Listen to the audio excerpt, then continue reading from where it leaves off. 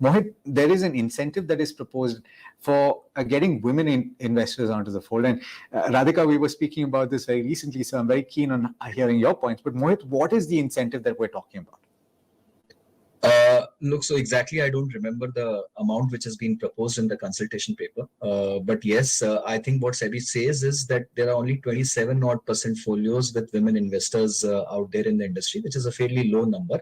And to kind of have more gender parity amongst investors and get more new investors amongst the women folk, they are wanting to incentivize or lay out some extra additional expense ratio which can be paid out to the distributors for getting new women investors. I think it is 10 bips or 1 bip or something like that, but I don't exactly remember the amount per se. But yeah, I think it's a measure in good direction, and mutual fund industry need more investors. Look, Alex, be women investors or any other kind of investors, you need more investors. You are just an industry of around 3.7 odd crore unique investors, right? So it's not a very high number in a country of 1.4 billion people.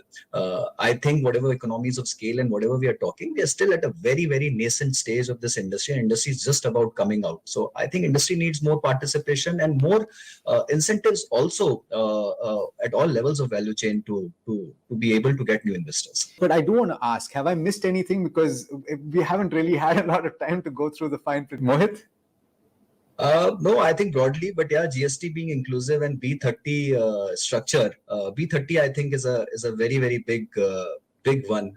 In fact, I think the way B30 structure was being used or misused or whatever you want to call it, people were breaking applications below 2 lakh sizes to make good of that 30 bips of additional incentive, right? And Sebi has now capped it completely that only a new PAN at an industry level will be incentivized if it comes from a B30 town, and that to a cap of I think around 2,000 rupees per PAN. So I think it's a measure again in good direction. Inclusiveness has to be in the true spirit and not just in letter because of a higher structure or something. So I think again all measures in good direction for the retail investor, for the industry, and for the fraternity of distributors. Yeah, a lot on the board to think. Yes, absolutely. On that note, thanks so much for tuning in, everybody. Do stay tuned. Lots more coming up over the course